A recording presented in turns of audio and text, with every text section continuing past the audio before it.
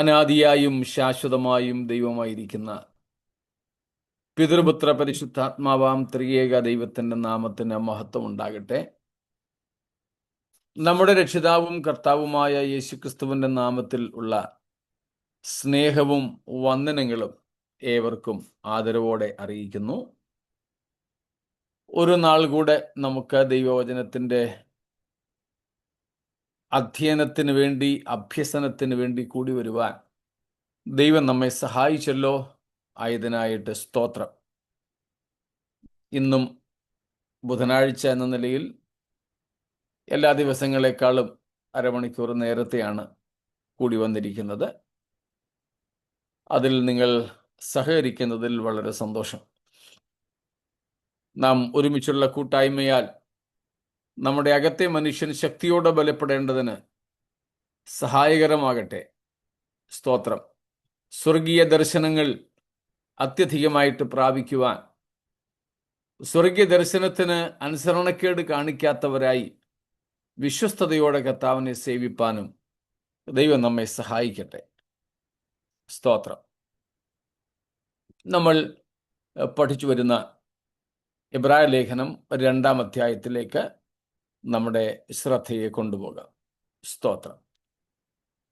കഴിഞ്ഞ ദിവസങ്ങളിലൊക്കെ നമ്മൾ അതിൻ്റെ 5 മുതൽ 8 വരെയുള്ള വാക്യങ്ങളായിരുന്നു ചിന്തിച്ചും ധ്യാനിച്ചും ഇരുന്നത്. ഇന്നലെ നമ്മൾ അതിൻ്റെ 9-ാമത്തെ വാക്യത്തിലേക്ക് പ്രവേശിച്ചു. 9-ൽ മാത്രമായിട്ട് നിന്നില്ല. 9 മുതൽ 15 വരെയുള്ള വാക്യങ്ങളിൽ നിന്ന് നാം ചില രൂപരേഖകൾ മനസ്സിലാക്കുകയുണ്ടായല്ലോ. സ്തോത്രം. നാം അതിൽ 5 മുതൽ 8 വരെയുള്ള വാക്യങ്ങളിൽ നിന്നും മനുഷ്യനെ കുറിച്ചാണ് കണ്ടത്. സ്തോത്രം. മനുഷ്യനെ കുറിച്ചാണ് കണ്ടത്. മനുഷ്യന് വേണ്ടിയിട്ട് അവിടെ പറഞ്ഞിട്ടുള്ള പ്രയോഗങ്ങൾ നാം കാണുകയുണ്ടായി.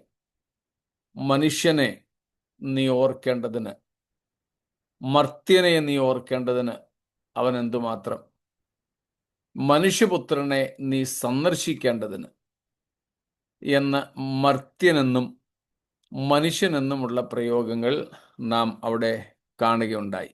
സ്തോത്രം. മനുഷ്യൻ എന്ന ആന്ത്രോപോസ് പൊതുവായ മനുഷ്യകുലത്തെക്കുറിച്ചാണ് പറഞ്ഞത്, അല്ലാതെ പുരുഷൻ എന്ന അർത്ഥത്തിലല്ല. മനുഷ്യൻ എന്നതിന് അങ്ങനെ 2 അർത്ഥം ഉണ്ടല്ലോ. ഒന്ന് പുരുഷൻ എന്ന നിലയിലും ആൺ എന്ന നിലയിലും, അതുപോലെ മനുഷ്യജാതിയിൽപ്പെട്ട ഒരാൾ എന്ന നിലയിലും. സ്തോത്രം. അങ്ങനെ 2 അർത്ഥങ്ങളാണ് മനുഷ്യൻ എന്നുള്ളതിന്. അതിലിവിടെ പറയുന്നത് പൊതുവായ അർത്ഥത്തിലാണ്. പൊതുവായ അർത്ഥത്തിലാണ്. പുരുഷൻ എന്നുള്ളതിന് ഗ്രീക്കിൽ അനേർ, ANER, അനേർ എന്നാണ്. മനുഷ്യൻ എന്ന പൊതുവായിട്ടുള്ളതിന് ആന്ത്രോപോസ് എന്നും. ഇവിടെ നമ്മൾ കാണുന്നത് ആന്ത്രോപോസ് എന്ന പൊതുപ്രയോഗമാണ്. അതല്ലാതെ മനുഷ്യവർഗത്തിലെ പുരുഷ വിഭാഗത്തെ മാത്രം എടുത്ത് കാണിക്കാൻ വേണ്ടിയിട്ടുള്ള അനേർ എന്ന പ്രയോഗമല്ല. സ്തോത്രം. അപ്പോൾ 8-ാം വാക്യം വരെ മനുഷ്യനെ കുറിച്ചാണ് പൊതുവായിട്ട് പറഞ്ഞിരിക്കുന്നത്. സ്തോത്രം. സാധാരണ മനുഷ്യൻ. അതിൽ നാം പ്രത്യേകിച്ച് കണ്ടത്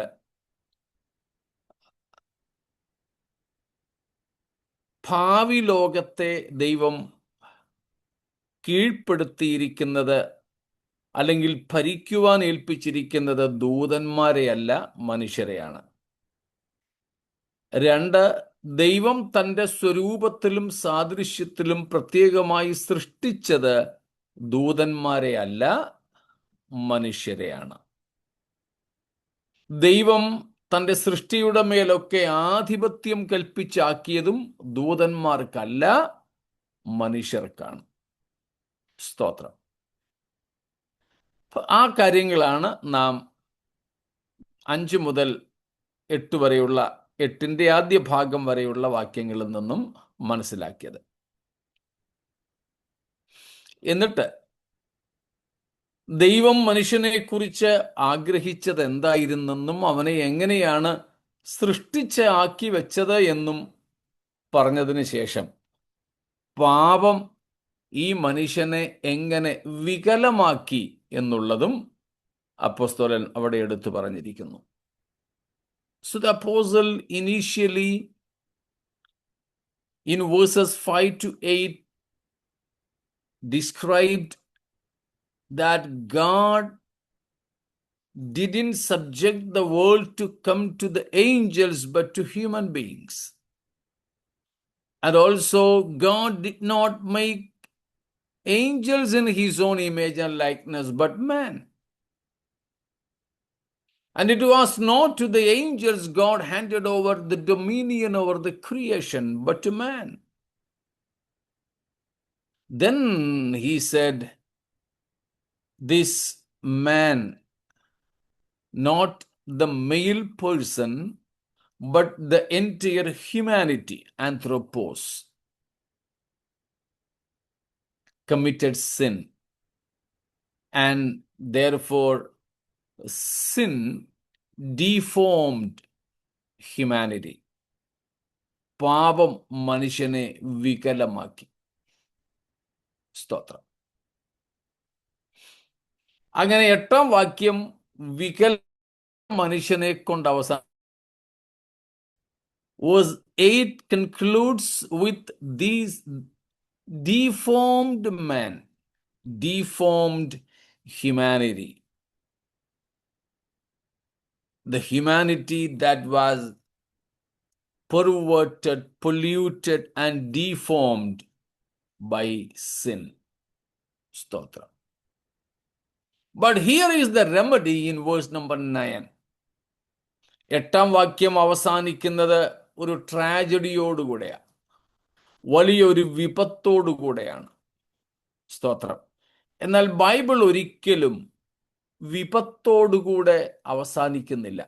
എവിടെ നോക്കിയാലും ബൈബിൾ എവിടെയും പ്രശ്നത്തോടുകൂടെ അവസാനിക്കുന്നില്ല.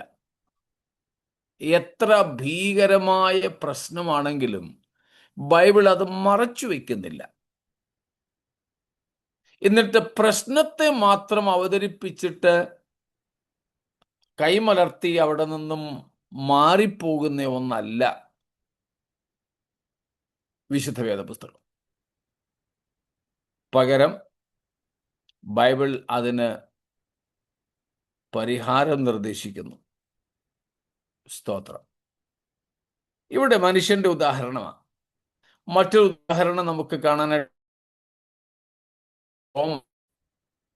3:9 ഒന്ന് വായിച്ചാട്ടെ. 3:9 റോമൻസ്. ആകയാൽ എന്ത് നമുക്ക് വിശേഷതയുണ്ടോ? അശേഷമില്ല. യഹൂദന്മാരും യവനന്മാരും ഒരുപോലെ പാപത്തിൻ കീഴാകുന്നു എന്ന് നാം മുമ്പേ തെളിയിച്ചുവല്ലോ. ഇനി 23 കൂടെ.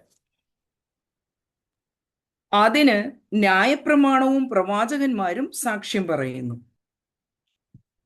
3:23.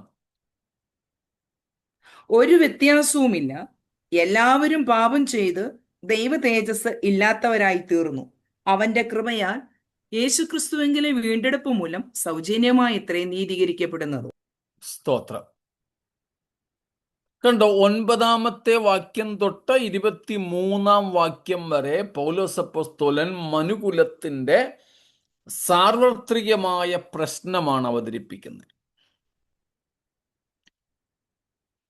The global problem of man, the universal problem of man. 1-ാം അധ്യായത്തിൽ നമ്മൾ നേരത്തെ കണ്ടിട്ടുണ്ട്, ജാതീയ ലോകം, the Greek world is under sin. യവന ലോകം, ജാതീയ ലോകം മുഴുവനും പാപത്തിന് കീഴാണെന്ന് പറയുന്നു. ചാപ്റ്റർ 2 2-ാം അധ്യായത്തിൽ യഹൂദ ലോകം മുഴുവനും പാപത്തിന് കീഴെ. അതിനെ ക്രോഡീകരിച്ചിരിക്കുകയാണ് 3:9 തൊട്ട് 23 വരെ. എന്തേ, നമുക്ക് യഹൂദന് വല്ല വിശേഷതയുണ്ടോ? അശേഷമില്ല. എല്ലാവരും പാപം ചെയ്തു. സ്തോത്രം. ദൈവ തേജസ് ഇല്ലാത്തവരായി തീർന്നു. Human problem, the universal problem, the global issue. പക്ഷേ വേദപുസ്തകം ആ പ്രശ്നം അവിടെ അവതരിപ്പിച്ച് നിർത്തുന്നില്ല. 24-ാമത്തെ വാക്യം മുതൽ ഈ മനുഷ്യന്റെ ആഗോള പ്രശ്നത്തിനുള്ള ദൈവത്തിൻ്റെ ഒറ്റമൂലിയാണ്. സ്തോത്രം. So Bible doesn't conclude with an issue, but for every problem, Bible has a remedy. From verses 24 following in chapter 3 of Romans, the Holy Spirit is pointing to the remedy, the divine remedy for human global problem of sin. മനുഷ്യന്റെ പാപം എന്ന ആഗോള പ്രശ്നത്തിന് ദൈവത്തിൻ്റെ ആഗോളപരമായ പരിഹാരമാർഗത്തിൻ്റെ അവതരിപ്പിക്കലാണ് റോമർ 3:24 മുതൽ. സ്തോത്രം.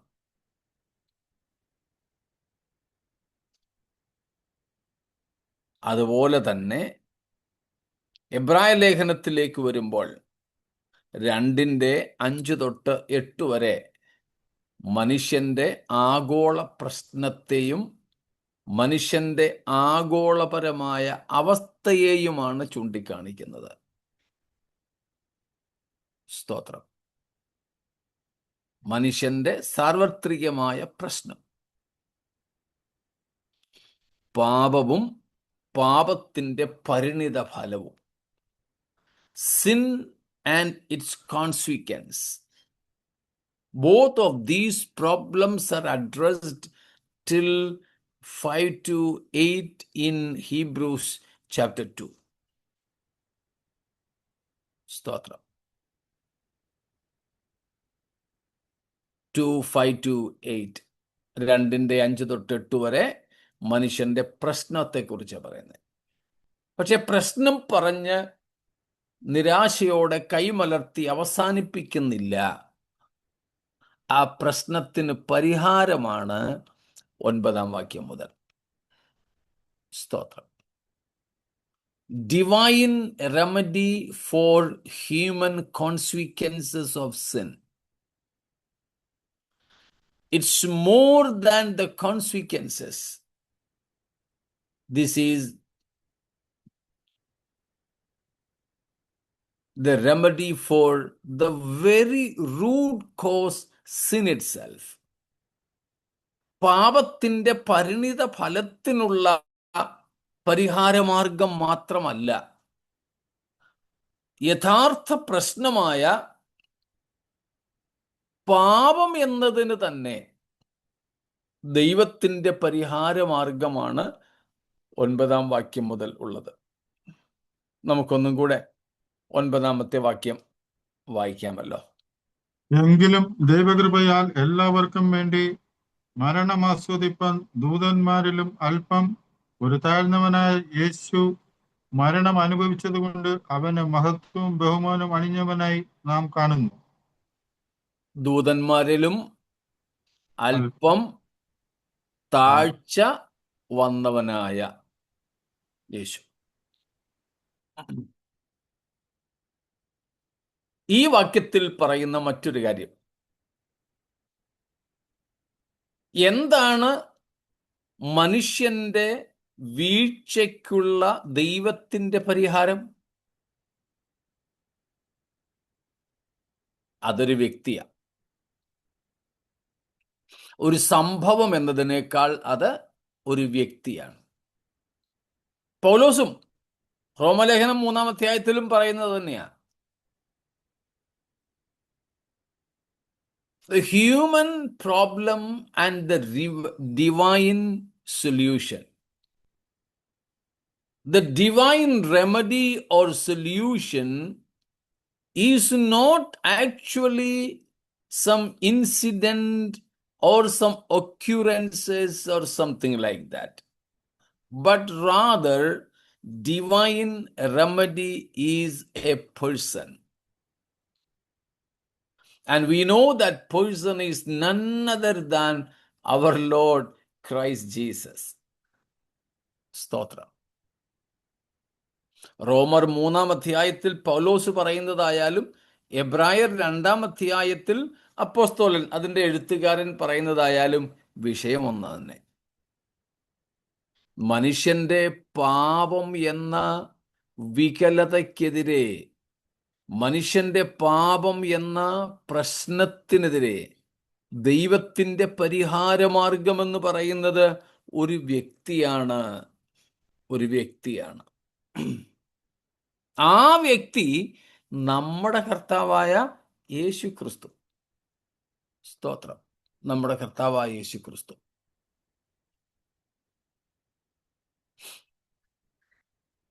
മറ്റൊരു കാര്യം അവിടെ പറയുന്നു.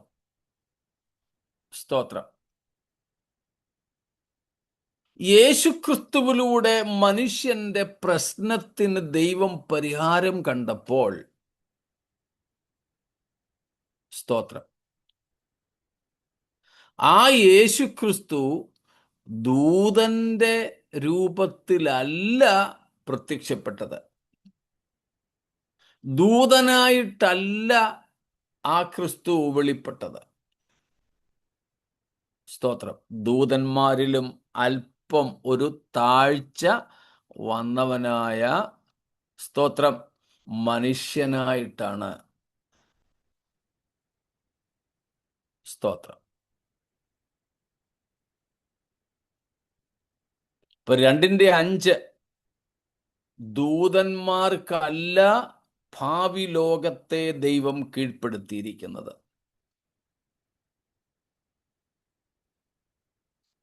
2:6 ദൂതന്മാരെ അല്ല ദൈവം തേജസ്സും ബഹുമാനവും അണിഞ്ഞവനായി ഈ ഭൂമിയിൽ അല്ലെങ്കിൽ വരുവാനുള്ള ലോകത്തിലേക്കും ആക്കി വെച്ചത്. ദൂതന്മാർക്കല്ല വരുവാനുള്ള ലോകം കീഴ്പ്പെടുത്തി കൊടുത്തത്. 6-ാം വാക്യം, ദൂതന്മാരെ അല്ല ദൈവം തൻ്റെ സ്വരൂപത്തിലും സാദൃശ്യത്തിലും സൃഷ്ടിച്ചത്, അഥവാ തേജസ്സും ബഹുമാനവും ആധിപത്യവുമെല്ലാം നൽകിയത്. വേഴ്സ് നമ്പർ 9, 9-ാം വാക്യം, അവിടെ നമ്മൾ കണ്ടു, ദൈവം മനുഷ്യന്റെ പ്രശ്നത്തിന് പരിഹാരം കാണാൻ യേശുക്രിസ്തുവിനെ ലോകത്തിലേക്ക് അയച്ചപ്പോൾ ദൈവം സ്വീകരിച്ച ശരീരവും ദൂതന്മാരുടേതല്ല. സ്തോത്രം. ഒരു മാനുഷ ശരീരമാണ് സ്വീകരിച്ചത്. സ്തോത്രം. ഇനി 16-ാമത്തെ വാക്യം കൂടെ, വേഴ്സ് 16, 2:16.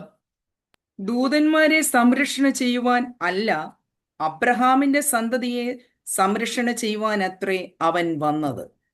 സ്തോത്രം. അവിടെ വ്യക്തതയോടെ പറഞ്ഞിരിക്കുന്നു, ദൂതന്മാരെ സംരക്ഷണ ചെയ്യുവാനല്ല. അവിടെ സംരക്ഷണ എന്നുള്ളത് രക്ഷയെന്ന് മനസ്സിലാക്കിക്കോളൂ. ദൂതന്മാരെ രക്ഷിക്കാനല്ല യേശുക്രിസ്തു വന്നത്, മനുഷ്യരെ രക്ഷിക്കുവാനാണ്.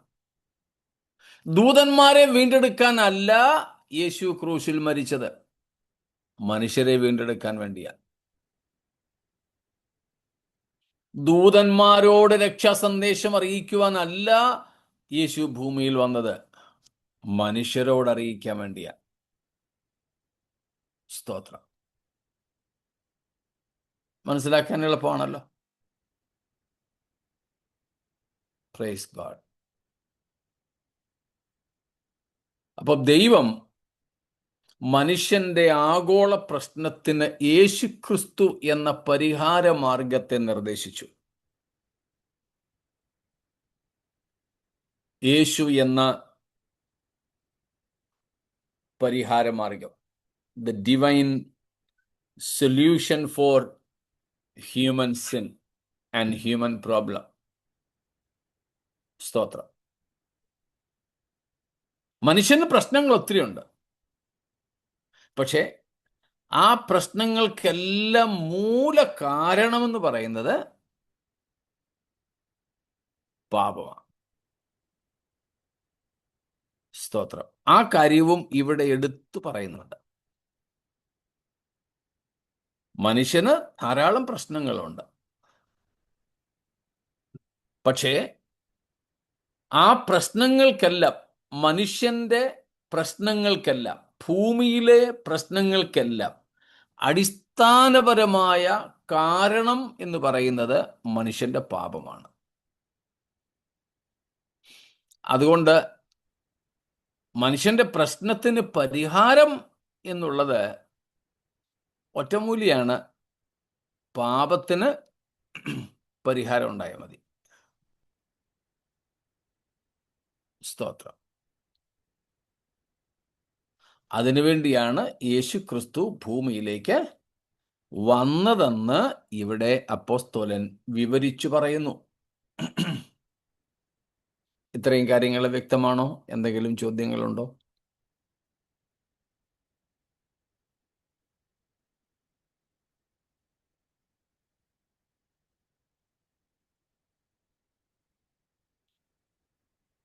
ഒന്നുമില്ലെന്ന് കരുതട്ടെ. 9-ാമത്തെ വാക്യത്തിലേക്ക് നമുക്ക് മടങ്ങി വരാം. അപ്പോൾ ഇത്രയും കാര്യങ്ങൾ കൊണ്ട് നമുക്ക് 2-ാം അധ്യായം ഏതാണ്ട് മൊത്തം മനസ്സിലാക്കാൻ പറ്റും.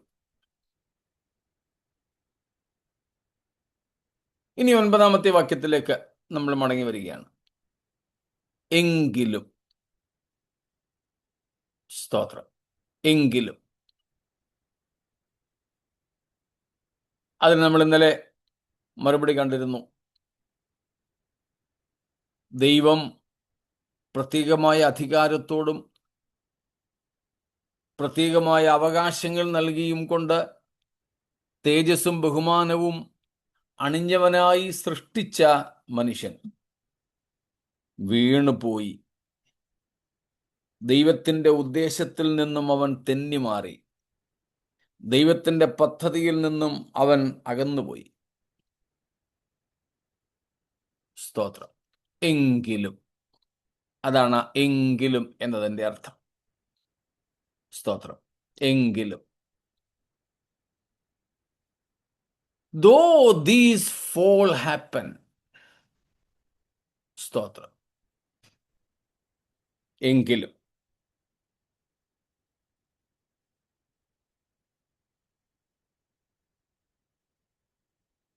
ഇപ്പം മനുഷ്യന് വീഴ്ച സംഭവിച്ചു എങ്കിലും, അവന്റെ അധികാരം നഷ്ടപ്പെട്ടു എങ്കിലും, but,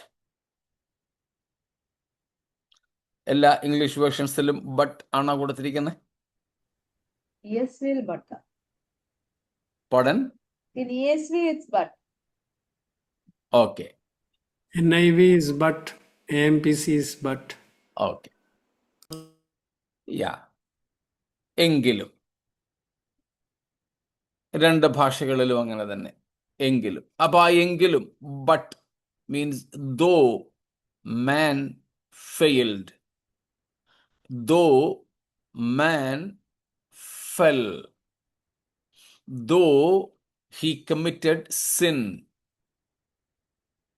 though sin perverted him, sin deformed him. ഇതെല്ലാം സംഭവിച്ചെങ്കിലും God did not give up his eternal plan. സ്തോത്രം. Nothing of this sort could fail God. സ്തോത്രം. വളരെ ആ ബട്ടിന് ഭയങ്കര പ്രാധാന്യം അവിടെ. എങ്കിലും, സ്തോത്രം, പാപത്തിന് ചെയ്യാൻ കഴിയുമായിരുന്നതെല്ലാം ചെയ്തു. പിശാചിന് ചെയ്യാൻ കഴിയുമായിരുന്നതുമെല്ലാം അവൻ ചെയ്തു. സ്തോത്രം. പക്ഷേ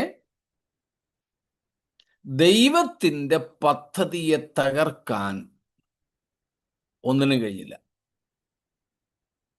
സ്തോത്രം. God never had to change his plan. Never. Never.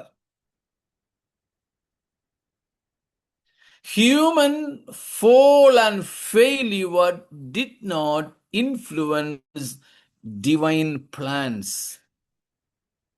Praise God. മനുഷ്യന്റെ പാപവും സാത്താന്റെ കുതന്ത്രങ്ങളും ദൈവത്തിന്റെ നിത്യ പദ്ധതികളെ തച്ചുടയ്ക്കുന്നതിൽ പരാജയപ്പെട്ടു. സ്തോത്രം. ദൈവത്തിന്റെ നിത്യ പദ്ധതികളെ പരാജയപ്പെടുത്താൻ ഇവയ്ക്കൊന്നും കഴിഞ്ഞില്ല. God is still moving on with his undefeatable purposes of his own counsel. സ്തോത്രം. ദൈവത്തിന്റെ സ്വന്തം ആലോചനയ്ക്ക് അനുസരിച്ച് ദൈവം ചിട്ടപ്പെടുത്തിയ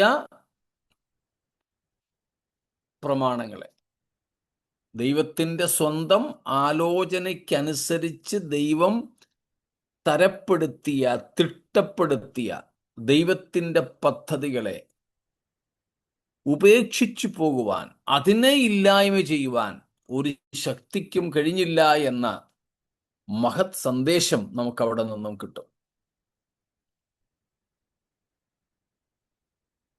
Nothing could fail God. God's eternal purposes. സ്തോത്രം. God is still moving with his eternal plan.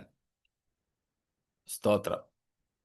ദൈവം തൻ്റെ നിത്യമായ പദ്ധതിയുമായി ഇപ്പോഴും മുൻപോട്ട് പോകുന്നു.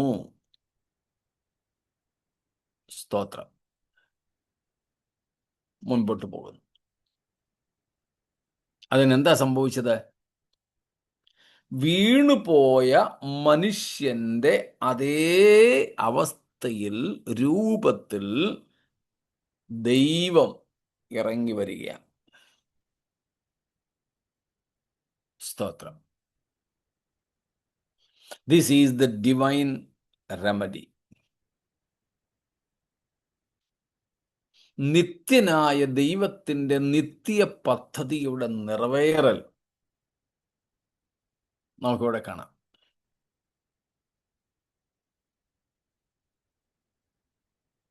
എന്താണത്? ദൈവത്തിന്റെ നിത്യമായ പദ്ധതി എന്ന് പറഞ്ഞാൽ എന്താ? What is God's eternal purpose according to this chapter 2 of Hebrews? ഈ എബ്രായർ 2 അടിസ്ഥാനത്തിൽ ദൈവത്തിന്റെ ആ നിത്യ പദ്ധതി, പ്രത്യേകിച്ച് നാമുമായി, മനുഷ്യനുമായി ബന്ധപ്പെട്ട് എന്താണ്? Bringing back the relationship. വിടുവിക്കുക. എന്തോ?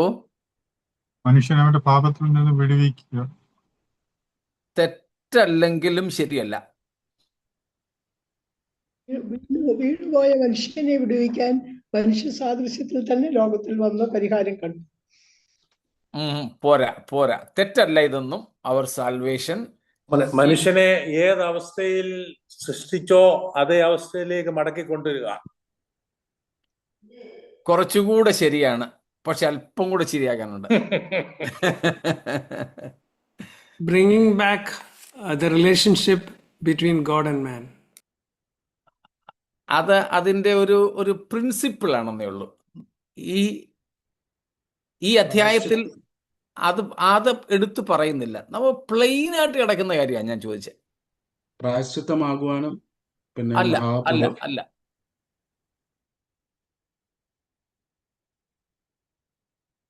ജീവപര്യന്തം Bring back the glory and honor. ഭരണത്തിന് അടിമകളായിരുന്ന നമ്മെ അയ്യാ, ഡോക്ടർ സാജു ഇപ്പൊ പറഞ്ഞത് ശരിയായി. 10-ാം വാക്യമാ, 10-ാം വാക്യം വായിച്ചാട്ടെ. സകലത്തിന് In bringing ലാക്കും സകലത്തിന് കാരണഭൂതനുമായവൻ അനേകം പുത്രന്മാരെ തേജസ്സിലേക്ക് നടത്തുമ്പോൾ അവരുടെ രക്ഷാനായകന്റെ കഷ്ടാനുഭവങ്ങളാൽ തികഞ്ഞവനാക്കുന്നത് യുക്തം ആയിരുന്നു. സ്തോത്രം. കണ്ടോ അവിടെ എഴുതിയിരിക്കുന്നത്? കഷ്ടാനുഭവങ്ങൾ. കഷ്ടാനുഭവങ്ങളൊക്കെ പിന്നെ വരുന്നേ ഉള്ളൂ. അത് വഴിയാണ്. കഷ്ടാനുഭവങ്ങളിൽ അനേകം പുത്രന്മാരെ അനേകം പുത്രന്മാരെ തേജസ്സിലേക്ക് നടത്തുക എന്നതായിരുന്നു ദൈവത്തിന്റെ നിത്യമായ പദ്ധതി നമ്മെക്കുറിച്ചുള്ളത്. അത് നമുക്ക് നഷ്ടപ്പെട്ട തേജസ് മടക്കി തരിക എന്നതിനേക്കാൾ കൂടുതലാ. അതുകൊണ്ടാണ് ജയക്കുട്ടി ഞാൻ പറഞ്ഞപ്പോൾ പറഞ്ഞത് അല്പം കൂടെ ഉണ്ടെന്ന്. It's not simply bringing us back to the lost glory,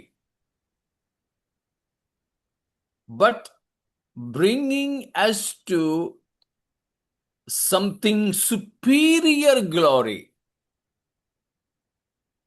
than we lost by committing sin.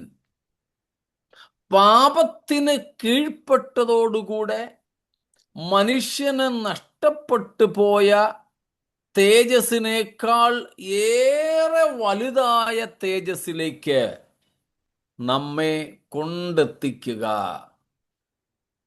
സ്തോത്രം. അനേകം പുത്രന്മാരെ തേജസ്സിലേക്ക് നടത്തുക. അതാണ് ദൈവത്തിൻ്റെ ആത്യന്തിക പദ്ധതി. This is God's ultimate purpose for you and me. സ്തോത്രം.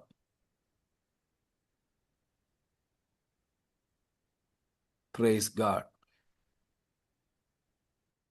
Yes, of course, for the future. For the future.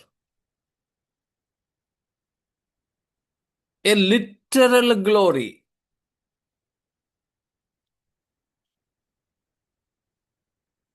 An amount of abundant glory. Stotra.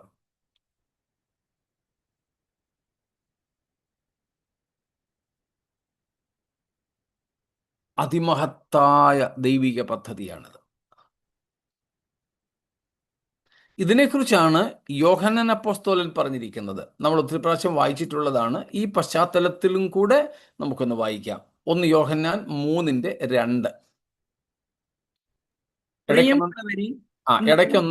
ഇടയ്ക്കൊന്ന് നിർത്തേണ്ടി വരും. ഞാൻ പറയുന്ന സമയത്തൊന്ന് നിർത്തിയാൽ മതി. വായിച്ചു സുജ. പ്രിയമുള്ളവരെ, നാം ഇപ്പോൾ ദൈവമക്കളാകുന്നു. നാം ഇന്നതാകുമെന്ന് ഇതുവരെ പ്രത്യക്ഷമായില്ല. ഒന്ന് നിൽക്കണേ. ഇപ്പോൾ നമ്മൾ ദൈവമക്കളാണ്. 1-ാം വാക്യത്തിലും അത് യോഹന്നാൻ പറയുന്നുണ്ട്. പക്ഷേ 2-ാം വാക്യത്തിന്റെ ആദ്യ പകുതി നമ്മൾ ഭാവിയിൽ ഇന്നതാകുമെന്ന് ഇതുവരെ പ്രത്യക്ഷമായിട്ടില്ല. അതായത് നാം എന്താകും എന്നതിനെ കുറിച്ചുള്ള അന്തിമമായ ഒരു തീരുമാനം ദൈവത്തിനുണ്ട്. പക്ഷേ വെളിപ്പാട് നമുക്കില്ല. മനസ്സിലായോ? നമ്മൾ ആത്യന്തികമായി അന്തിമമായി എന്താകും, എങ്ങനെയാകുമെന്ന് ദൈവം തയ്യാറാക്കി വെച്ചിട്ടുണ്ട്. പക്ഷെ അത് നമുക്ക് ദൈവം വെളിപ്പെടുത്തി തന്നിട്ടില്ല പൂർണ്ണയളവിൽ. ഓക്കെ, പൂർണ്ണയളവിൽ നമുക്കത് വെളിപ്പെട്ടിട്ടില്ല.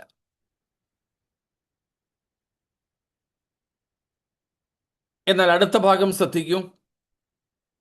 അവൻ പ്രത്യക്ഷനാകുമ്പോൾ നാം അവനെ താൻ ഇരിക്കും പോലെ തന്നെ കാണുന്നതാകൊണ്ട് അവനോട് സദൃശ്യന്മാരാകും എന്ന് നാം അറിയുന്നു. കണ്ടോ, ഒന്ന് നമ്മൾ അറിയുന്നില്ല, അല്ലെങ്കിൽ വെളിപ്പെട്ടിട്ടില്ല, പ്രത്യക്ഷമായിട്ടില്ല എന്ന് ഈ 2-ാം വാക്യത്തിന്റെ 1 യോഹന്നാൻ 3-ന്റെ 2-ാം വാക്യത്തിന്റെ ആദ്യ പകുതിയിൽ പറഞ്ഞു. 2-ാമത്തെ പകുതിയിൽ സ്തോത്രം അപ്പോസ്തലൻ പറയുന്നു, നമുക്കൊരു കാര്യം അറിയാം. 1-ാം ഭാഗം നമുക്ക് പൂർണ്ണമായും അറിയില്ല, പ്രത്യക്ഷമായിട്ടില്ല. 2-ാം ഭാഗം പ്രത്യക്ഷമായിട്ടുണ്ട്. എന്ത് പ്രത്യക്ഷമായിട്ടുണ്ട്? നാം അവനോട് സദൃശന്മാർ ആകും എന്ന്. നമ്മൾ കർത്താവായ യേശുവിനോട് സദൃശീഭവിക്കും. സ്തോത്രം. ദൈവസ്വരൂപം, ദൈവസാദൃശ്യം എന്നിവയുടെ സമ്പൂർണത നമ്മൾ കൈവരിക്കുന്നത് വരുവാനുള്ള ലോകത്തിലായിരിക്കും. സ്തോത്രം.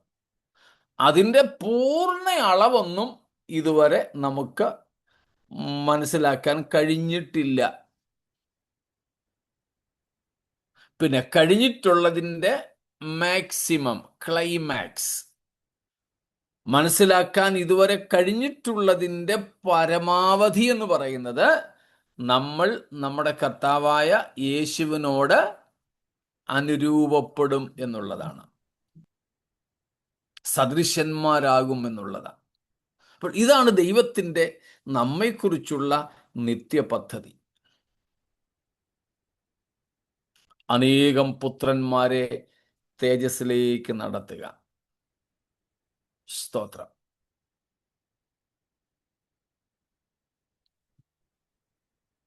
ഈ കഴിഞ്ഞിടയ്ക്ക് ഒരു സ്ഥലത്ത് എന്നെ ഒരു യോഗത്തിന് വിളിച്ചു.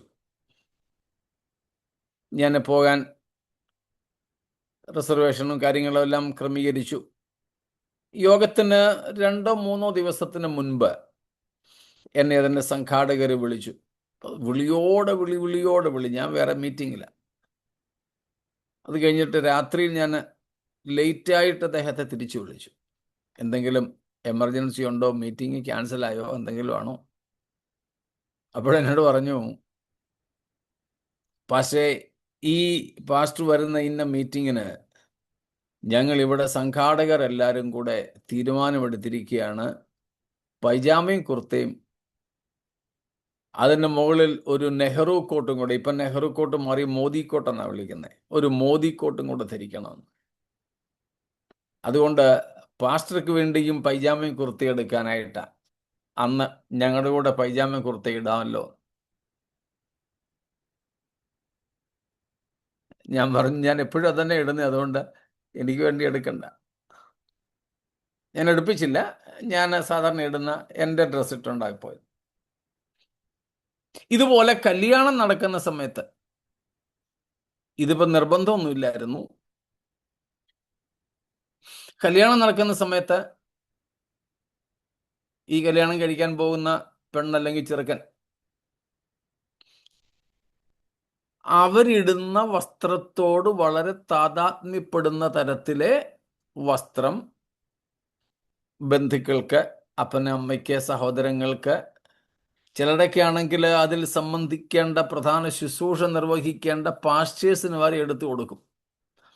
അത് പാസ്റ്റേഴ്സിനോടുള്ള ബഹുമാനമോ ദൈവസ്നേഹം കൊണ്ടൊന്നുമല്ല, അവരുടെ കല്യാണത്തിന് അവരുടേതിന് യോജ്യമായ വസ്ത്രം ധരിച്ചവരും കൂടെ വരട്ടെ എന്നുള്ള ചിന്തയില്ല.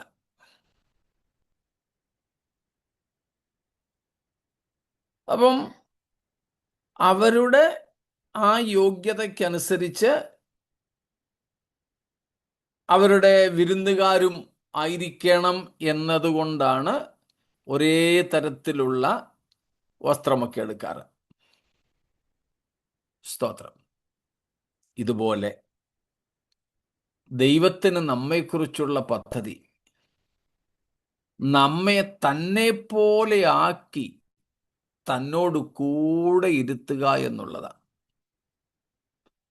സ്തോത്രം. കാരണം we are created for himself. നമ്മൾ കർത്താവിനായി സൃഷ്ടിക്കപ്പെട്ടവരാണ്. നാം അവന് വേണ്ടി നിർമ്മിക്കപ്പെട്ടവരാണ്.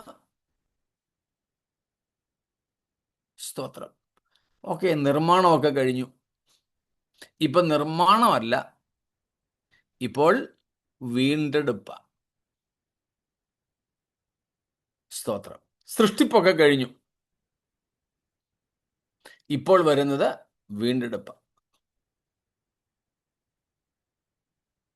ദൈവം നമ്മെ വീണ്ടെടുത്തത് ആർക്ക് വേണ്ടിയാ? സ്തോത്രം. തനിക്ക് വേണ്ടി തന്നെ. സ്തോത്രം. തനിക്കായിട്ട് തന്നെയാ. വളരെ മനോഹരമായ പ്രയോഗം പ്രത്യേകിച്ച് മലയാളത്തിലുണ്ട്. എഫേസ്യ ലേഖനം 5-ാം അധ്യായം 25 മുതൽ. Ephesians 5:25 following. ഭർത്താക്കന്മാരെ, ക്രിസ്തു സഭയെ സ്നേഹിച്ചതുപോലെ നിങ്ങളുടെ ഭാര്യമാരെ സ്നേഹിപ്പീൻ. ഞാൻ അവൻ ഒന്ന് നിൽക്കണേ സുജെ. കഴിഞ്ഞ ഒരു ദിവസം ഞാൻ ഏതാണ്ട് ഇതേ വിഷയത്തോടനുബന്ധിച്ച് മറ്റൊരു സ്ഥലത്ത് ഈ വാക്യം വായിപ്പിച്ചു. വളരെ ആവേശത്തോടെ ഒരാൾ വായിക്കാൻ അങ്ങോട്ട് തുടങ്ങി. ഭർത്താക്കന്മാരെ എന്ന് പറഞ്ഞതും ആള് ഞെട്ടി അങ്ങ് വായന നിർത്തി. സ്തോത്രം. ഞാൻ പറഞ്ഞു, ഞെട്ടണ്ട, ആ വാക്യം തന്നെയാണ്. അപ്പം ഈ പറഞ്ഞു വന്ന വിഷയത്തോടനുബന്ധിച്ച് ഭർത്താക്കന്മാരോട് എന്തോ പറയാനാണെന്നുള്ള നിലയിലാണ് പെട്ടെന്ന് ആളങ്ങ് നിർത്തിപ്പോയത്. സ്തോത്രം. ഇവിടെ നമ്മളേതായാലും ഭർത്താക്കന്മാരെ എന്നുള്ള വിളി കേട്ട് ഞെട്ടുന്നില്ല. നമുക്ക് പരിചയമുള്ള പദപ്രയോഗങ്ങളാണ് അവിടെ. ഭർത്താക്കന്മാരോട് 22-ാം വാക്യം തൊട്ട് ഭാര്യമാരോട്, 25 തൊട്ട് ഭർത്താക്കന്മാരോട് പറയുകയാണ് പൗലോസ്. എന്താ പറയുന്നത്? ക്രിസ്തു സഭയെ സ്നേഹിച്ചതുപോലെ അവൻ അവളെ വചനത്തോടുകൂടിയ ജലസ്നാനത്താൽ വെടിപ്പാക്കി വിശുദ്ധീകരിക്കേണ്ടതിനും കറ, ചുളുക്കം മുതലായത് ഒന്നുമില്ലാതെ സഭയെ ശുദ്ധയും നിഷ്കളങ്കയുമായി തനിക്ക് തന്നെ തേജസ്സോടെ മുൻനിർത്തേണ്ടതിനും തന്നെത്താൻ അവൾക്ക് വേണ്ടി ഏൽപ്പിച്ചു. കണ്ടോ? സ്തോത്രം.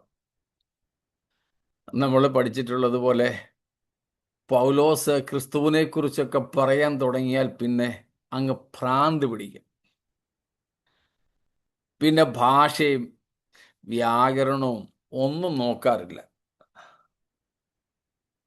ഫുൾ സ്റ്റോപ്പൊക്കെ ഇടാൻ അദ്ദേഹം മറന്നുപോകും. അങ്ങ് പറഞ്ഞു വിടും. ഇവിടെയും പൗലോസ് അങ്ങനെയാ ചെയ്തിരിക്കുന്നത്. 25-ാമത്തെ വാക്യം തൊട്ട് അങ്ങ് കോർത്തിണക്കി പോവുകയാണ്. ക്രിസ്തു സഭയ്ക്കു വേണ്ടി തന്നെ താൻ ഏൽപ്പിച്ചു കൊടുത്തു. ക്രൂശിൽ മരിച്ചു എന്നർത്ഥം. എന്തിനു വേണ്ടിയാ? എന്തുദ്ദേശത്തോടെയാ? തനിക്ക് തന്നെ തേജസ്സോടെ മുൻനിർത്തേണ്ടതിന്. സ്തോത്രം. സഭയ്ക്കു വേണ്ടി ക്രിസ്തു തന്നെ താൻ ഏൽപ്പിച്ചു കൊടുക്കുവാൻ കാരണം സഭയെ ശുദ്ധീകരിച്ച് വെടിപ്പാക്കി നിർമ്മലീകരിച്ച്, സ്തോത്രം, കറയും ചുളുക്കവും ഒന്നും ഇല്ലാത്ത, ആദിയായതൊന്നുമില്ലാത്ത, സ്തോത്രം, വിശുദ്ധ സഭയായി തേജസ്സോടെ തനിക്കു തന്നെ മുൻനിർത്തേണ്ടതിന്. സ്തോത്രം. വേറെ ആർക്കും വേണ്ടിയല്ല. സ്തോത്രം. ചില വർഷങ്ങൾക്ക് മുമ്പ്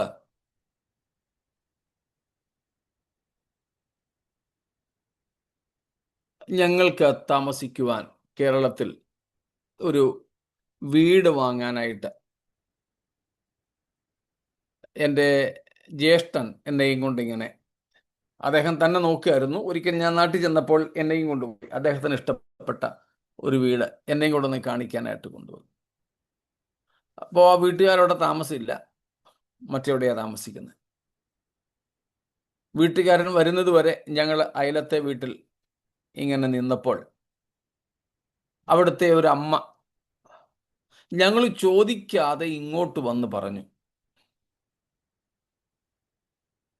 അതേ, ഈ വീട് ഞങ്ങൾ നോക്കാൻ വേണ്ടി പോയ വീട്,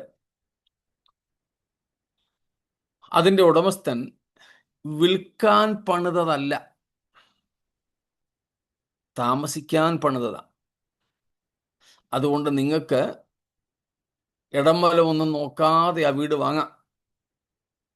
സ്വന്തമായിട്ട് പാർക്കുവാൻ പണിത വീടാണ്. അതുകൊണ്ട് ആ നിലയിലാണ് അത് പണിതിരിക്കുന്നത്. നിങ്ങൾക്കതിലൊന്നും പ്രയാസപ്പെടണ്ട. വിൽക്കാൻ പണിയുന്ന വീടിനും താമസിക്കാൻ പണിയുന്ന വീടിനും തമ്മിൽ ഗുണമേന്മയ്ക്ക് വ്യത്യാസമുണ്ട്, പണിക്ക് വ്യത്യാസമുണ്ട്, ഒക്കെ നമുക്കറിയാം. അപ്പം ഞങ്ങൾ അങ്ങനെ സംശയിക്കാതിരിക്കാൻ വേണ്ടി ഇവർ വന്ന് പറയുകയാണ്, ഇത് താമസിക്കാൻ പണിത വീടാണ്, വിൽക്കാൻ പണിത വീടല്ല. സ്തോത്രം. എന്നതുപോലെ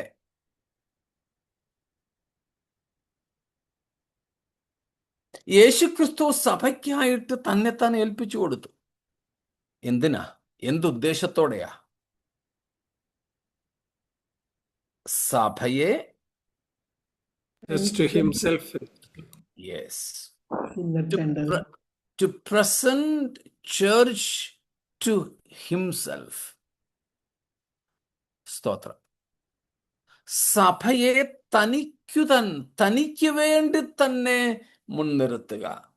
വാടകയ്ക്കല്ല, തനിക്കായിട്ട് തന്നെ. അങ്ങനെ വരുമ്പോൾ തേജോമയനായ ക്രിസ്തുവിൻ്റെ മുമ്പിൽ തനിക്കായി നിൽക്കപ്പെടേണ്ട ദൈവത്തിൻ്റെ സഭ, അതും എങ്ങനെ ഇരിക്കണം? സ്തോത്രം. തേജസ്സോടെ. ആമേൻ. സ്തോത്രം. തേജസ്സോടെ. അപ്പൊ ഇതാണ് ദൈവത്തിന്റെ നിത്യപദ്ധതി. പൂർണ്ണ അളവിൽ നമുക്കിതൊന്നും മനസ്സിലാക്കാനായിട്ട് സാധിക്കുന്നില്ല.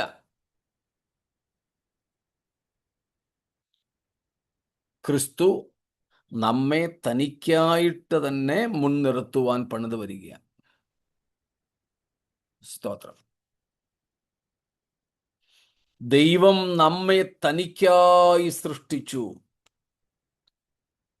ദൈവം നമ്മെ തനിക്കായി തെരഞ്ഞെടുത്തു, തനിക്കായി വീണ്ടെടുത്തു. സ്തോത്രം. തനിക്കായിട്ട് തന്നെ. അപ്പൊ തനിക്കായിട്ട് തന്നെ ആയതുകൊണ്ട് നാമും തന്നെ പോലെ ഇരിക്കണമെന്നൊരു നിർബന്ധം. Praise God.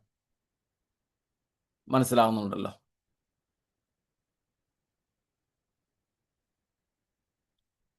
കർത്താവിനായിട്ട് തന്നെ സൃഷ്ടിക്കപ്പെട്ടവരും വീണ്ടെടുക്കപ്പെട്ടവരുമാണ് നാം.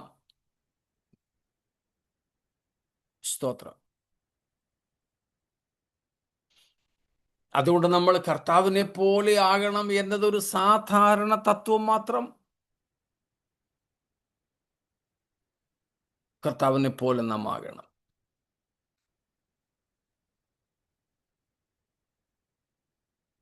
ആ പദ്ധതി ദൈവം ഉപേക്ഷിച്ചില്ല. മനുഷ്യൻ പാപം ചെയ്തപ്പോഴും പിശാചിന്റെ അടിമത്വത്തിലേക്ക് ദൈവം മനുഷ്യനെ തള്ളിവിട്ടപ്പോഴും ഒന്നും, സ്തോത്രം, ഈ പദ്ധതിയിൽ നിന്നും ദൈവം പിന്മാറിയില്ല. ഗേറ്റ് വേ ഓഫ് മിനിസ്ട്രി എന്നാണെന്ന് തോന്നുന്നു, ഒരു ദുരുപദേശ സംഘടനയാണ്. അതിൻ്റെ മെസ്സേജ് എന്തെങ്കിലും കേൾക്കുന്നവരാണെങ്കിൽ മനസ്സിലാക്കണേ, അതൊരു ദുരുപദേശ സംഘമാണ്. എനിക്ക് വ്യക്തിപരമായിട്ട് അറിയാവുന്ന ഞങ്ങൾ തമ്മിൽ വളരെ അടുത്ത ആത്മീയ ബന്ധം പുലർത്തിക്കൊണ്ടിരുന്ന ഒരാളാണ് ഇപ്പോൾ അതിൻ്റെ വളരെ വലിയ വക്താവായിട്ട് നിൽക്കുന്നത്. അതിൽ അവർ പറയാറുള്ളത് ദൈവത്തിന് പ്ലാൻ എയും ബിയും സിയും ഒക്കെ ഉണ്ടെന്ന. ദൈവത്തിൻ്റെ പ്ലാൻ എ, പ്ലാൻ ബി എന്നൊക്കെയാണ് അവർ പറയുന്നത്. കേൾക്കാൻ സുഖമുണ്ട്, പക്ഷേ സത്യം അതല്ല. കേൾക്കാൻ സുഖമുണ്ട്. ദൈവത്തിൻ്റെ ഈ ഒരു പദ്ധതി പൊളിഞ്ഞാലും സാരമില്ല, ദൈവത്തിൻ്റെ ഒരു പ്ലാൻ ബി ഉണ്ട്, ഇല്ലെങ്കിൽ ഒരു സി ഗ്രേഡിലെങ്കിലും ഇല്ലില്ലില്ല. സ്തോത്രം. ദൈവത്തിന് ഫസ്റ്റ് ക്വാളിറ്റി മാത്രമേ ഉള്ളൂ. സ്തോത്രം. ഇപ്പൊ മനസ്സിലായല്ലോ ദൈവത്തിന് മനുഷ്യനെ കുറിച്ചുണ്ടായിരുന്ന ആഗ്രഹം, പദ്ധതി.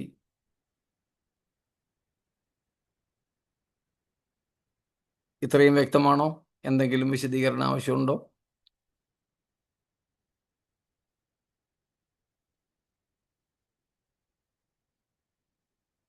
ശരി. അപ്പൊ ദൈവത്തിൻ്റെ ആത്യന്തിക പദ്ധതി മനുഷ്യനെ തേജസ്സിലേക്ക് നടത്തുക, പെർഫെക്ഷനിലേക്ക് നടത്തുക. സ്തോത്രം. പക്ഷേ അതിന് ദൈവം തിരഞ്ഞെടുത്ത മാർഗമെന്ന് പറയുന്നതും എന്താണ് പറയുന്നത്? ഒരു വ്യത്യസ്തമായ രീതിയിലാണ്. കൂടെ നിങ്ങൾ വരുന്നുണ്ടല്ലോ. ദൈവത്തിൻ്റെ നിത്യപദ്ധതി നമ്മെ ദൈവത്തെ പോലെ തേജസ് അണിഞ്ഞവരായി തനിക്ക് തന്നെ മുൻനിർത്തുക. ആ ആത്യന്തിക പദ്ധതിയിലേക്കുള്ള ചുവടുവയ്പ്പുകൾ, അതിലേക്കുള്ള വഴി, മാധ്യമം, ഇടനില. സ്തോത്രം. അത് അല്പം വ്യത്യസ്തമായിരുന്നു. അതാണ് നാം 9ഉം 10ഉം വാക്യങ്ങളിൽ കാണുന്നത്. 9ാമത്തെ വാക്യം, എങ്കിലും ദൈവകൃപയാൽ എല്ലാവർക്കും വേണ്ടി മരണം ആസ്വദിപ്പാൻ ദൂതന്മാരിലും അല്പം ഒരു താഴ്ച വന്നവനായ യേശു മരണം അനുഭവിച്ചതുകൊണ്ട് അവനെ മഹത്വവും ബഹുമാനവും അണിഞ്ഞവനായി നാം കാണുന്നു. സ്തോത്രം. ദൈവത്തിൻ്റെ നിത്യപദ്ധതി നമ്മെ തേജസ്സിലേക്ക് നടത്തുക. പക്ഷേ അതിന് ദൈവം തിരഞ്ഞെടുത്ത വഴി ഏതാണ്? ഏത് വഴിയാ? മരണം ആസ്വദിക്കുക. മരണം ക്രൂശിന്റെ വഴി. ക്രൂശിന്റെ വഴി.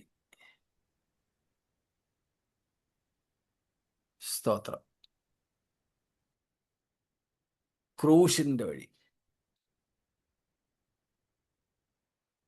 നിന്ദയുടെ, ഒറ്റപ്പെടലിന്റെ, തളർച്ചയുടെ, തകർച്ചയുടെ ഒക്കെ വഴി. അതാണ് നാം അവിടെ കാണുന്നത്.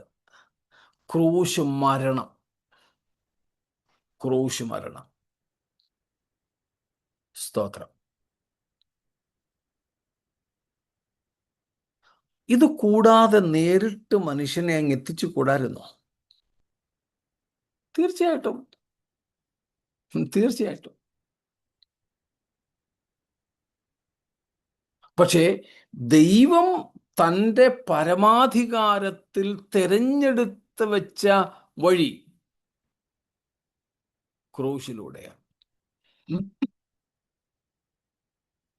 സ്തോത്രം.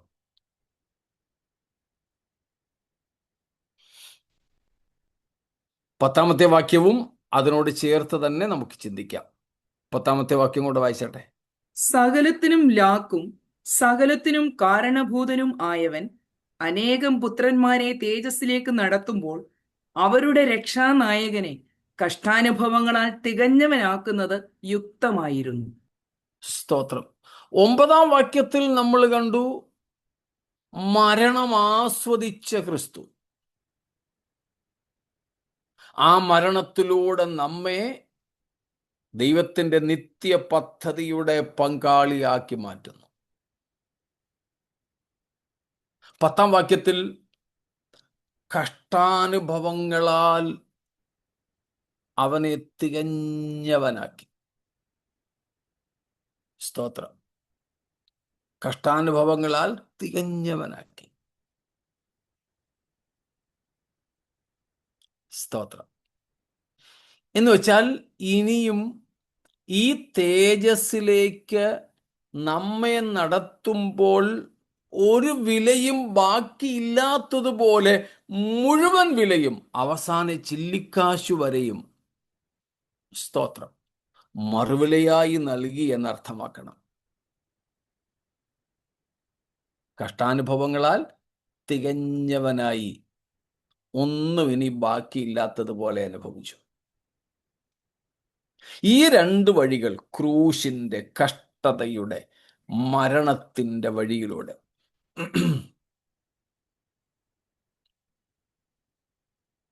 രക്ഷാനായകനെ നടത്തിയിട്ട് പുറകെ വരുന്ന നമ്മെ മഹത്വത്തിലേക്ക് കൈക്കൊള്ളുക,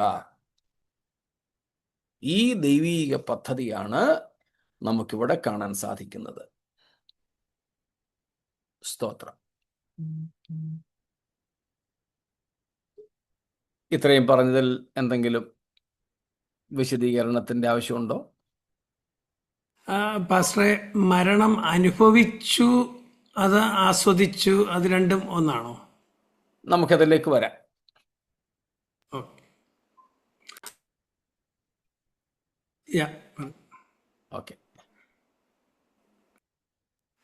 അതുപോലെ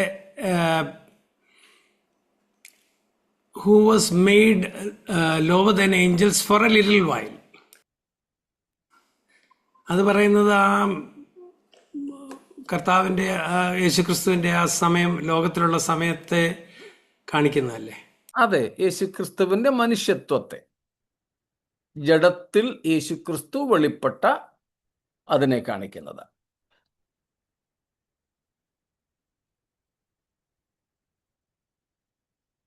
ഓക്കെ, ആ ഭാഗം ഒന്ന് ഇംഗ്ലീഷിൽ കൂടെ പറയണം എന്ന് ആവശ്യം വന്നതുകൊണ്ട് ഒന്ന് പറഞ്ഞോട്ടെ, അതിനുശേഷം വീണ്ടും ചോദ്യം ഉണ്ടെങ്കിൽ നമുക്ക് നോക്കാം. So here what we see is divine ultimate plan for man. There is only one plan. Plan not A, B and C. Only one plan. There is no primary or secondary plans. Only one plan. That is very perfect. And that plan for man is to lead us to glory, to lead us to Christ-like glory. That is the ultimate. And to reach that ultimate goal, God chose 2 things. Not for us, but for our Redeemer, but for our Savior. In Hebrew's language, the captain of our salvation. Verse number 10. Captain of our salvation. So what were those two things? One, that he may be made perfect through suffering. That means nothing left for you and me to go through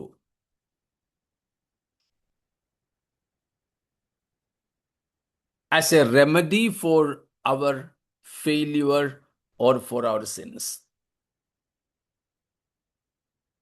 Jesus' suffering was perfect. And second, he tasted death. He endured death. That means it's more than he died, it's more than he experienced death or he had to die. Rather, he received it joyfully, proudly. That is what he tasted death. Praise God. I think you got it.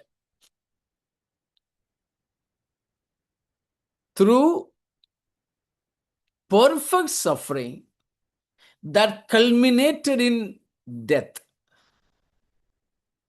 God planned to bring us to glory like that of his only begotten Son, Jesus Christ.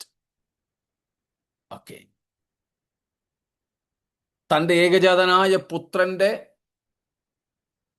മരണത്തിലൂടെയും അല്ലെങ്കിൽ മരണത്തിൽ കലാശിച്ച കഷ്ടതയുടെ പൂർണ്ണതയിലൂടെ നമ്മെ ദൈവപുത്രന് സമാനമായ തേജസ്സിലേക്ക് നടത്തുവാൻ ദൈവം പദ്ധതിയിട്ടു. മനുഷ്യന്റെ വീഴ്ചയും പാപവും ഈ ദൈവിക പദ്ധതിയിൽ നിന്നും നമ്മയോ ദൈവത്തെയോ മാറ്റിയില്ല, മാറ്റാനൊട്ട് പറ്റുകയുമില്ല. സ്തോത്രം. അവൻ മരണം ആസ്വദിച്ചു എന്ന് പറഞ്ഞാൽ മരിച്ചു എന്നാണ് അർത്ഥമെങ്കിലും അത് വെറും ഒരു മരണമായിരുന്നില്ല. പിന്നെ സന്തോഷത്തോടെ, അഭിമാനത്തോടെ, ഇനി അല്പം കൂടെ കയറ്റി പറഞ്ഞാൽ അഹങ്കാരത്തോടെ യേശു ആ മരണം സ്വീകരിച്ചുവെന്ന്. പ്രൗഡ്ലി, അഹങ്കാരം എന്നതുകൊണ്ട് ഉദ്ദേശിക്കുന്നത് പ്രൗഡ്ലി, വളരെ അഭിമാനത്തോടെ. സ്തോത്രം.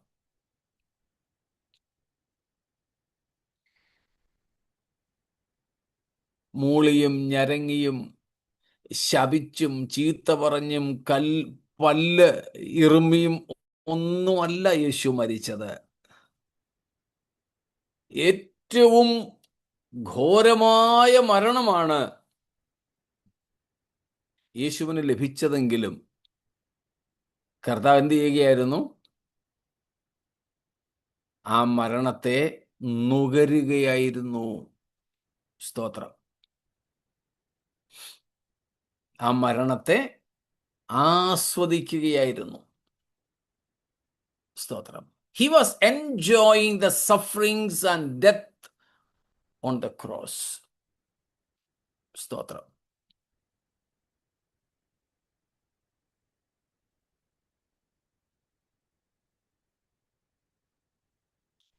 മറ്റെന്തെങ്കിലും? കഷ്ടാനുഭവങ്ങളാൽ തികഞ്ഞവനാക്കുന്നത് യുക്തമായിരുന്നു എന്ന് പറയുമ്പോൾ അതെങ്ങനെ? യുക്തം എന്ന് വച്ചാൽ ദൈവത്തിന്റെ പെർഫെക്റ്റ് വില്ലായിരുന്നു. ഓക്കെ. സ്തോത്രം. ദൈവത്തിന് അതാണ് ഏറ്റവും യുക്തമായിട്ട്, റീസണബിൾ ആയിട്ട് തോന്നിയത്. സ്തോത്രം. Praise God.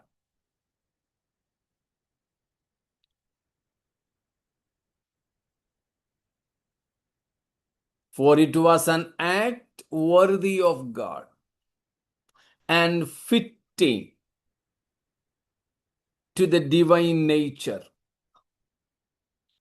ദൈവത്തിൻ്റെ പദ്ധതികളിലും ദൈവത്തിൻ്റെ യുക്തി അഥവാ ആലോചനകളിലും ഏറ്റവും തികഞ്ഞ വഴി എന്ന് പറയുന്നത് ഇതായിരുന്നു.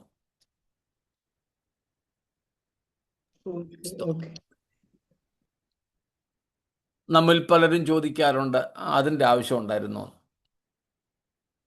വേദപുസ്തകം വിശ്വസിക്കുന്ന, പ്രസംഗിക്കുന്ന നമ്മളെപ്പോലെ ഉള്ളവർ തന്നെ ചിലപ്പോൾ ചോദിക്കാറുണ്ട്, ഇതിൻ്റെ ആവശ്യം ഉണ്ടായിരുന്നു? സ്തോത്രം. നമുക്കറിയാം, നമ്മളിന്ന് കാണാത്തതുമായ പ്രപഞ്ചത്തെ മുഴുവനും ദൈവം കേവലം ഒരു വാക്കുകൊണ്ടാണ് സൃഷ്ടിച്ചത്. മനുഷ്യനെ കൈകൾ കൊണ്ട് മെനഞ്ഞു. സ്തോത്രം. നിലത്തെ പൊടിയിൽ നിന്നും നമ്മെ സൃഷ്ടിച്ചു. നാം ദൈവത്തിൻ്റെ കരവിരുതാണ്. അപ്പോൾ കേവലം വാക്കുകൾ കൊണ്ട്, പിന്നിങ്ങോട്ട് വരുമ്പോൾ മനുഷ്യനെ കൈകൊണ്ട്, അതും തീർന്നില്ല, പിന്നെ അവനിലേക്ക് ജീവശ്വാസമൂതി ഒക്കെ ദൈവം ഈ സകല സൃഷ്ടിയെയും ഉണ്ടാക്കി. അങ്ങനെങ്ങാണം നമ്മുടെ പാപം അങ്ങ് പരിഹരിച്ച പോരായിരുന്നു? അങ്ങനെയെങ്ങാണം നമ്മുടെ വീണ്ടെടുപ്പിന്റെ കാര്യം അങ്ങ് ചെയ്ത പോരായിരുന്നു? സ്തോത്രം. പോരായിരുന്നോ? അത് നമ്മുടെ ബുദ്ധിയിലും യുക്തിയിലും നമുക്ക് തോന്നിയ ഒരു ആശയമാണ്. എന്നാൽ ദൈവത്തിൻ്റെ ചിന്തയിൽ അതല്ലായിരുന്നു വഴി. സ്തോത്രം. ദൈവത്തിന് ദൈവത്തിൻ്റെതായ കാരണങ്ങളുണ്ട് ഇതൊക്കെ ചെയ്യുവാൻ. God has his own reasons. സ്തോത്രം. അത് ദൈവത്തിൻ്റെ ബുദ്ധിയിലും യുക്തിയിലും ചിന്തയിലുമൊക്കെ ബിഫിറ്റിങ്, ദൈവത്തിന് വളരെ യോജ്യമായതായിരുന്നു. അതാണ് ദൈവത്തിന് യുക്തമായിരുന്നു എന്ന് പറഞ്ഞിരിക്കുന്നത്. വേറെ എന്തെങ്കിലും?